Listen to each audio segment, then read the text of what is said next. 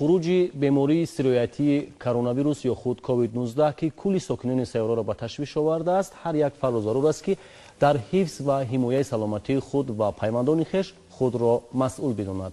راه یگانه حمایت از ویروس نو کووید 19 یا خود بیماری‌های سیرویاتی رعایت گیگین شخصی و جمعیتی دانسته می شود. سلام بیننده های عزیز، نشر نوبتی برنامه در موضوع روز از تلویزیون تاجیکستان منظور شما می گردد و موضوع نوبتی برنامه ما است راه‌های پیشگیری از بیماری‌های سیرویاتی. وابسته به شرح این مسئله ما دعوت نمودیم به استودیوی مرکزی تلویزیون تاجیکستان خیرو حاتمبک، دیرکتور مرکز جمهوریوی غذا، اینچنین انور و سورایو، متخصص مرکز جمهوریوی تشکل طرز حیاتی سالم، نیاز اودینیل، مدیر کافدره اپیدمیولوژی دانشگاه دولتی طبی تاجیکستان به نام ابوعلی ابن سینا، همزمان گوهر سیمرودова، سرمتخصص عاید به بیماری سیرویاتی کودکانه وزارت تندرستی اجتماعی اهالی جمهوری تاجیکستان، اینچنین مدیر کافدره بیماری‌های سیرویاتی کودکانه دانشگاه دولتی طبی تاجیکستان به نام ابوعلی ابن سینا. در آغاز صحبت برای بیننده‌های تلویزیون تاجیکستان، برای هر یک نفری که عین حال ما را تماشا دارد، میگفتید که بیماری پنیمونیا یا خود التهاب شش چگونه بیماری می باشد و با کدام عامل‌ها شخص گرفتار این بیماری می‌گردد؟ 4 فصل سال بیماری شدید ویروسی راه‌های نفس دیده می‌شوند در بین اهالی که سرایتناکی با این بیماری بسیار بلند می‌باشد. از آن جمله در جمهوری تاجیکستان هم همه سال 4 فصل سال بیماری شدید ویروسی راه‌های نفس هستند که عاقبت اون التهاب شش می‌شود. معنای التهاب شش در چیست؟ این یک ترمینولوژی می‌باشد که از گروه عددی کلون بیماری سیرویاتی و غیر سیرویاتی عبارت است که التهاب الوئول‌های شش را به عمل می‌آورد که یکی از خصوصیت‌های عامل‌های اساسی التهاب شش این نارسایی اکسیژن به شش می‌باشد. یک چند نمود التهاب شش وجود دارد، 4 یا 5 نمود وجود دارد که یکم بیماری التهاب شش سیرویاتی میگویند، دویمش التهاب شش دویم درجه، سوم بعد از رادیاسیون و چهارم پست تروماتیکی بعد از یگان صدمه می شود و پنجمش بیماری هایی که از میکوپلازما ها و زنبوری ها عبارت هستند. التهاب شش سیرویاتی این یک چند مضمون کلان دارد که هم باکتری ها می شوند سبب این بیماری التهاب شش، هم ویروس ها می باشد. از اون جمله از همه اساسی باکتری ها این پنیوموکوک ها، استرپتوکوک ها، کلبسیلا ها و از اون جمله ویروس های شدید راه‌های نفس کشی می باشد که با این گروهی بیماری شدید ویروسی راه‌های نفس یک چند نمود بیماری ها داخل می شوند. کدام از آنها؟ از جمله از آنها این ریو ویروس، زکام یا با زبان روسی گریپ میگویند، بیماری‌های زکام مانند میگویند، پاراگریپ میگویند، ادنوویروس، رینوویروس، میکوپلازما، سیروید میکوپلازمیکی و سیرویدهای انتروویروس داخل میشوند. علامت‌های اساسی التهاب شش هم در التهاب شش سببش ویروسی هم باکتریالی قریب که یخیل میباشند. یکی از آنها این حرارت بلندی، علامت‌های پاشوی فشار خون که آن علامت‌های کم بی‌حالی، بی‌مداری در وقت خیستن از جایگاه سرچرخزنی را می‌دهد و از آن جمله علامت‌های نارسایی نفس‌کشی وزنین را نشان می‌دهد که این نه فقط دیده می‌شود. التهاب شش معنای آن دارد که و چند نمود می‌شود، سبک می‌شود، میانه و وزنین. در کدام وقت اهالی میتواند بستری گردد؟ بسیار با ما متخصصان سوال میتوانند که آیا ممکن است با التهاب ششی که سبک میباشد برای بستری رویم؟ با اهالی من آگاه کردم که اگر که یگان علامت التهاب شش داشته باشند، اگر با بیمارخانه نبیایند، آنها باید که با نزد خود طبیب اویلوی را فریاد کنند. طبیب اویلوی از روی نشاندادهای بیماری التهاب شش وزنین آن را معاین کرده، بعد اگر که سبک باشد در خانه نگاه می‌دارد، میانه وزنین باشد اگر از روی علامت‌های آن معالجه تعیین می‌کند، وزنین باشد اگر بعد با بیمارخانه بستری می‌کند. لیکن در بین اهالی حاضر بیماری‌های شش که آنها فصلوی میگویند اول بهار است. اون در اول بهار یکمین سوالی که میتیم он нафароне ки аллергия доранд, масъуният ёки ҳассоснокии баланд ба он маводҳое ки дар вақти баҳор мешавад, шукуфтани мева, шукуфтани сабзавот, ҳавои хока мешавад ки онҳоро бо забони русӣ полинози фаславӣ мегӯянд ки он ҳам сабаби илтиҳоби шуш мешавад. ин ҳам аз омили асосӣ мебошад. илтиҳоби шуши дуюм дараҷа он нафароне ки мо медонем ки дар ҳамаи сину сол бемориҳои намуди гуногун ҳастанд. мисол мо кӯдаконро гирем, агар дар кӯдакон дар то сини соли барвақтина то 3 сола адади зиёди кӯдакон бо бемориҳои шадиди вируси роҳи нафас бемор мешаванд, лекин онҳо масъунияти муваққатӣ пайдо мекунанд. аз ин сабаб баъзеҳо мегӯянд ки барои чӣ ман дар як моҳ 4 маротиба кӯдаки ман бемор шуд. ин вирусӣ мебошад. лекин дар байни аҳолии калонсол ҳаст илтиҳоби шуши ки бактериалӣ меноманд ки он аз омили асосии хуруҷи бемории дуюмдараҷа мегӯянд. кадом бемориҳои дуюмдараҷа ҳастанд? дар байни аҳолии калонсолон дар тоҷикон ҳам фарбеҳига аст, дар байни калонсолон дар тоҷикистон ҳам бемории сил ҳаст, бемориҳои дил ва рагҳои хунгард ҳастанд ки ин омилҳое ки сабаби мешаванд пайдоиши илтиҳоби шушии дуюмдараҷа. طبق تحلیل کارشناسان و متخصصان соҳаи тандурустӣ бештари мардум имрӯз ба кадом хотир дар тааллуқа афзиданд? ба он хотир ки нишонаҳо ё худ оризаҳои хоси илтиҳоби шуш ё худ пневмония нишонаҳо ва оризаҳои хоси вируси сироятии COVID-19-ро дорад. дар ин қисмати барнома барои бинандаҳои телевизиони Тоҷикистон мегуфтед ки фарқияти пневмония ё худ илтиҳоби шуш аз бемории сироятии COVID-19 дар чист? чӣ фарқият доранд? вақте ки мо хуна таҳлил мекунем дар ҳолати пневмонияи бактериявӣ дар онҷо лейкоцитоз, яъне ки лейкоцитозҳо аз ҳад зиёд аст. дар онҷо як элементи дигаи палочка ядерный мегӯяд, инам зиёд аст, сегментарияди мегӯяд, инам зиёд аст.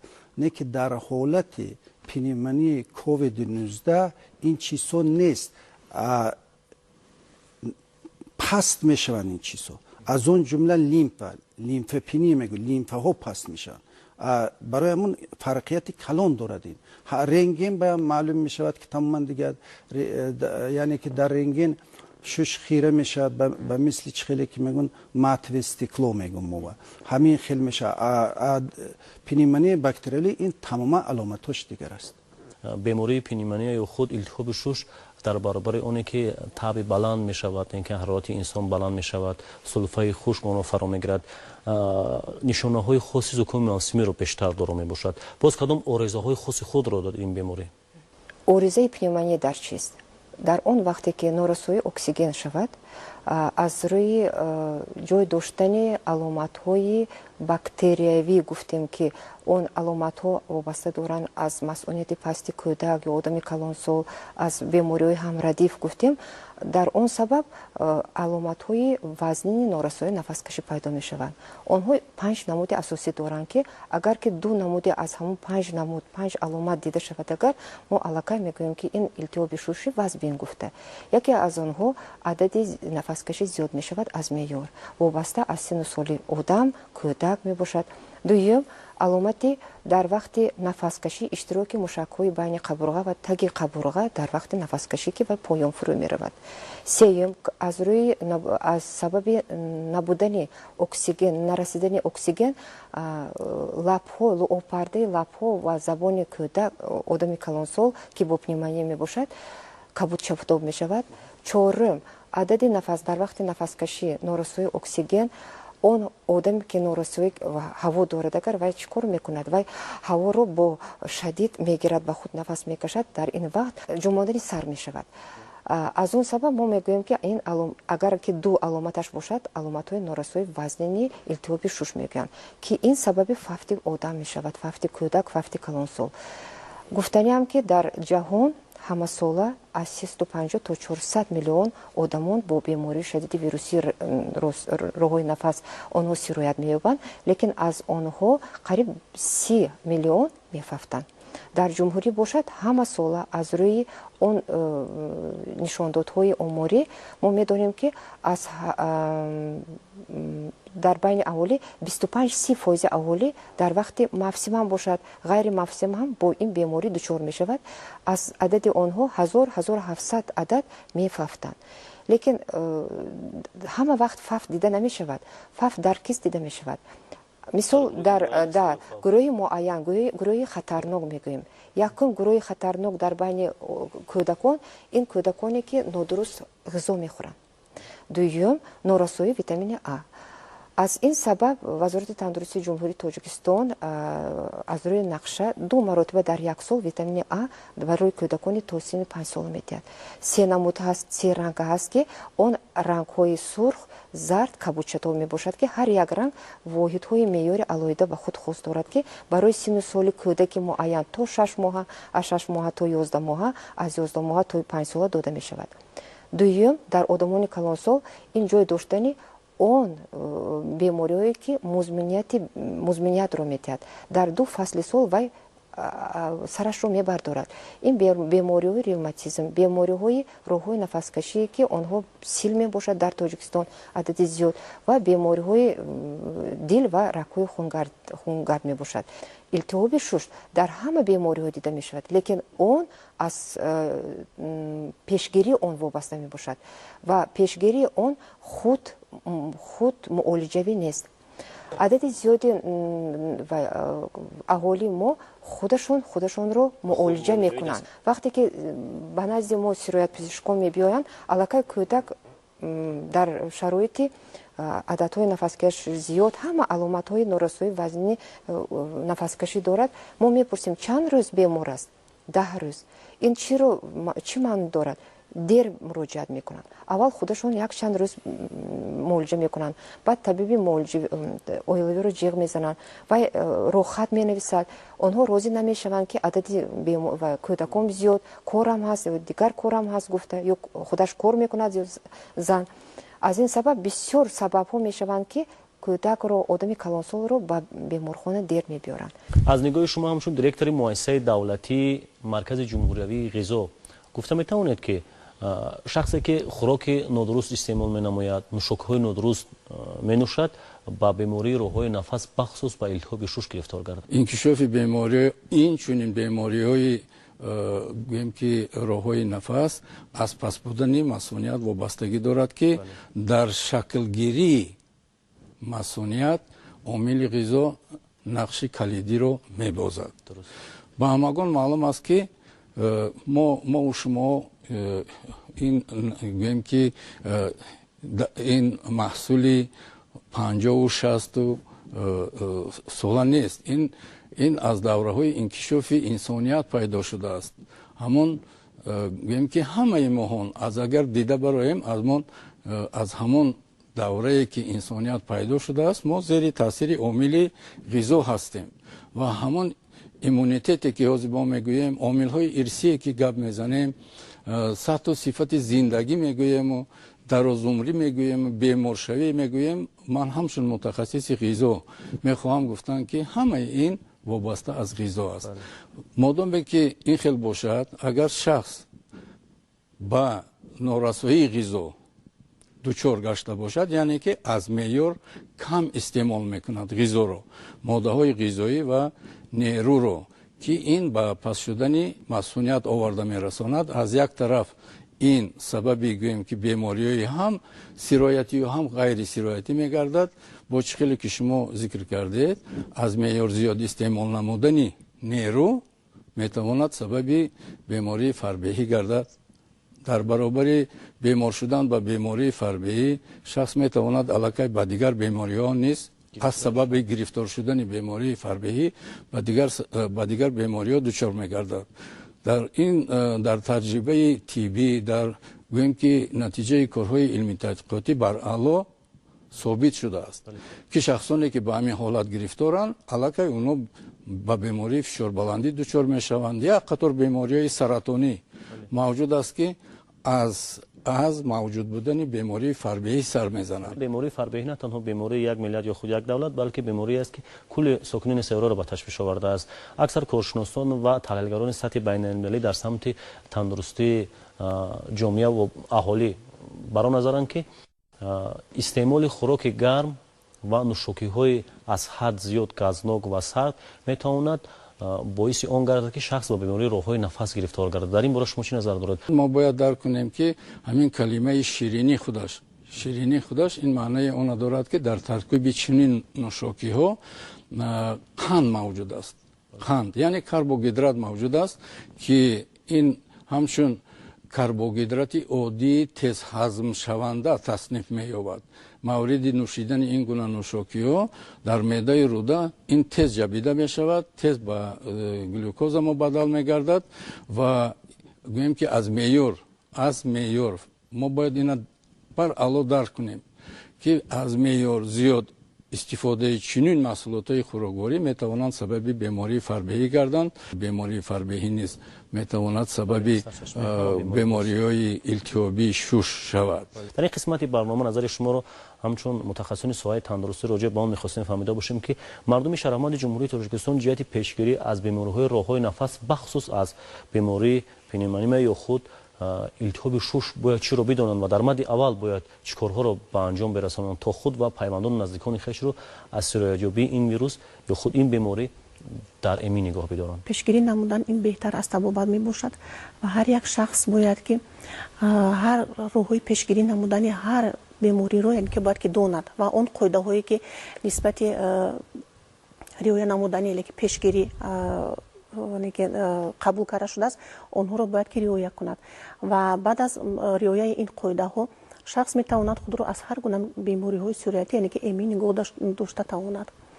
ва чӣ тавре ки шумо қайд кардед ҳозир ки илтиҳоби шуш ин як бемории худ мавсимӣ мебошад ки бо дар назардошти мавсимиҳои хунукӣ расидан яъне ки ин беморӣ хуруҷ мекунад ба амал меояд. барои ҳамин бояд ки ҳар як шахс бояд ки оиди пешгирӣ намудани ин ки роҳҳои он дониста бошад.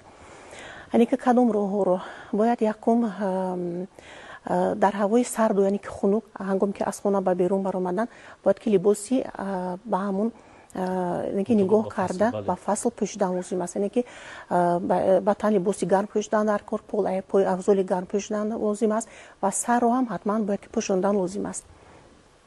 ва инчунин дар инҷо қайд намуданд ки нӯшидани ҳар гуна нӯшокиҳо ҳам нӯшокиҳое ки хунук мебошад дар ин фасл яъне ки сабаби пайдоиши ба илтиҳоби шуш оварда расониданаш мумкин аст. дар ин фасл бояд ки ҳатман бояд ки нӯшокиҳои гарм, чойҳои масалан гарм бо лимӯ бошад истифода бурдан дар кор, бо ҳар гуна мураббоҳое ки аз меваҷотҳо тайёр карда мешавад бояд ки истифода карда шавад. ва ҳамавақт бояд ки яъне ки ҳавои хонаро фазоро ҳатман тоза кардан лозим аст ва дару тирезаҳоро кушода ҳавои хонаро тоза карда ва ҳамавақт бояд ки бо латтаи намнок ки рӯи фарш, рӯи мизҳоро бояд ки тоза карда пок намудан лозим аст. воханам риояи гигиенаи шахсӣ ва ҷамъиятӣ роҳи ягонаи ҳимоя аз ҳама гуна бемориҳои сироятист ва дар баробари оне ки падару модар гигиенаи шахсиро дар хона ки риоя менамоянд, бояд гигиенаи шахсиро дар кӯдакон омӯзонанд ва ҳатман кӯдакони хурдсолро, нафарони хурдсол дар хонаро аҳамияти ҷиддӣ диҳанд то онҳо гигиенаи шахсиро риоя намоянд ҳангоми аз кӯча вориди хона мегарданд. дар ин қисмати барнома барои бинандаҳои телевизиони Тоҷикистон мегуфтед ки таи 10 соли охир ё худ 5 соли охир гирифторшавии шаҳрвандон аз бемории илтиҳоби шуш дар ҷумҳурии Тоҷикистон чӣ гуна аст ва ино то куҷо метавонед бо гирифторшавии бемориҳои илтиҳоби шуш дар сатҳи дунё қиёс намоед? дар байни аҳолии ҷумҳурии Тоҷикистон дар 10 сол адади бемории вируси шадиди роҳҳои нафас нисбатан зиёд ҳастанд. то 35%-ро ташкил мекунанд ки аз байни онҳо то 1000-1700 мефафтанд. лекин омили асосие ки ҳозир зиёд шудани адади беморон бо пневмония дар чист? фасли сол дигаргун шуд имсол. дар 2 ҳафтаи пеш ки ҳафтаи хунуктарин сардтарин ки он барфе ки мо ҳозир дидаем дар фасли зимистон набуд аз 27 градус гарми то 7 градуси ҷамъи 7 градус шуд. одамон бисёр вақт чӣ хеле гуфтанд ки аз рӯи мавсим либос намепӯшиданд, хӯрок ғизои дуруст намехӯрданд. аз ин ҷумла мо мегӯем ки ҳозира пневмония ин пневмонияи мавсимӣ мебошад. лекин фафти дар ин мавсим дида мешаванд ин ноаён нест аст. ин аз чӣ сабаб бисёртар ки фафт истодааст он бемороне ки он маризоне ки бемориҳои дуюмдараҷа доранд, ҳамрадиф доранд, диабети қанди нави дуюм, фарбегӣ, бемориҳои дил, қалб ва ракҳои нафаскашӣ мебошад. аз чӣ вобастагӣ дорад? фафт бисёри вақт фафт зиёд мебошад, лекин ҳозир оиди он пандемие ки дар ҷаҳон ҳаст ҳама камтар таваҷҷӯҳашон зиёдтар шудагӣ оиди фафти ҳар як нафаре ки аз илтиҳоби шуш мефафтад. дар ҷаҳон ҳар сол 2.5 миллиард бемор мешаванд, беморҳои сироятӣ. аз ҳамин 700 миллионаш мемурад. як рӯз ба 50,000 одам мемурад, 50 то 70,000 мемурад. 7 сония ба якта одам мемурад аз ҳамин бемориҳои сироятӣ. яке аз омили асосие ки қайд карда нашудааст ин бемории нави коронавируси COVID-19 дар ҷумҳурии Тоҷикистон ин сари вақт гузарондани корҳои асосии карантинӣ мегӯем. аз охири моҳи январ сар карда то ин дама қариб 9,000 одамон дар карантин буданд ки аз ҷумҳурии дигар давлатҳо омаданд ки дар он давлатҳо ин нави беморӣ ҳаст аст.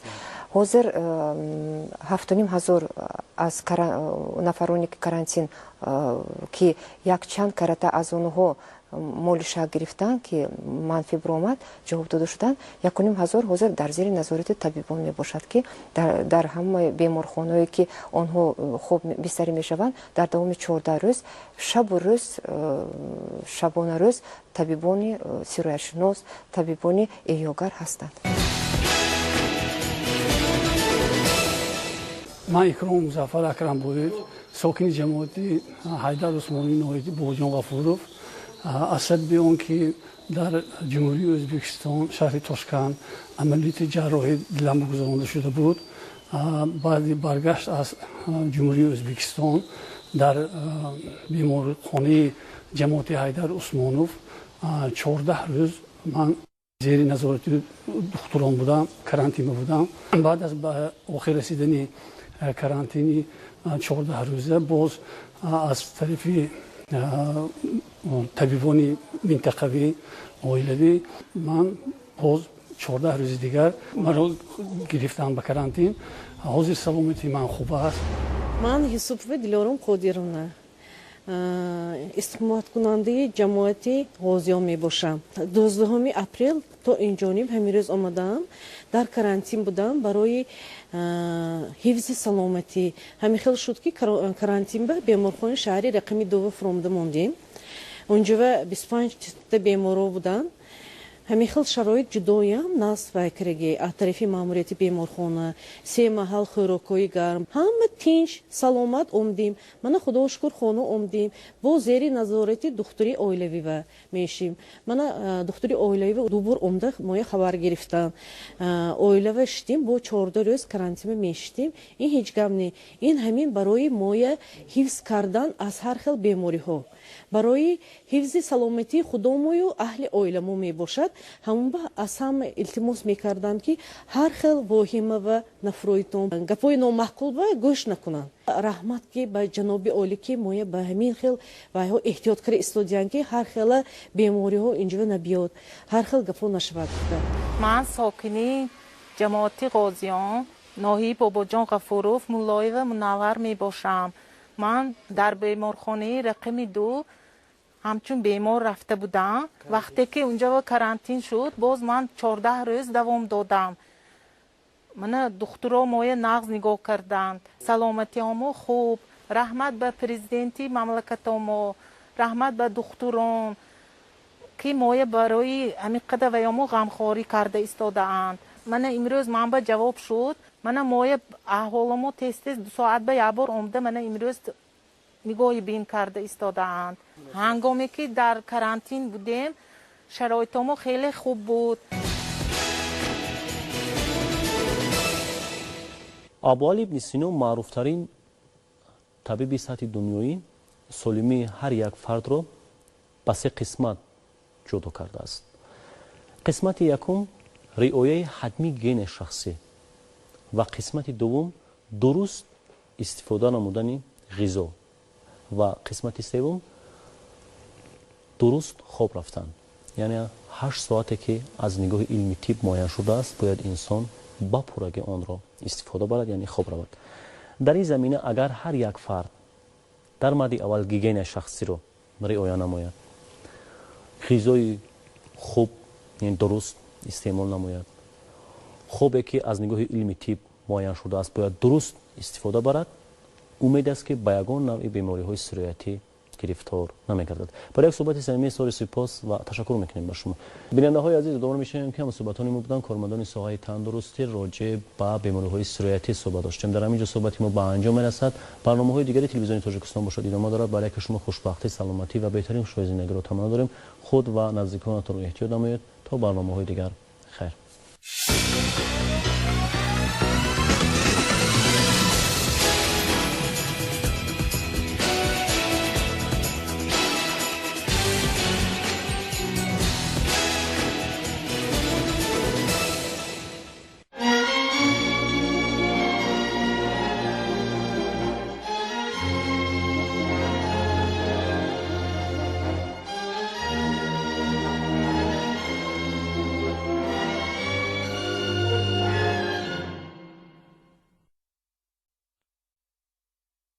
Коронавирусу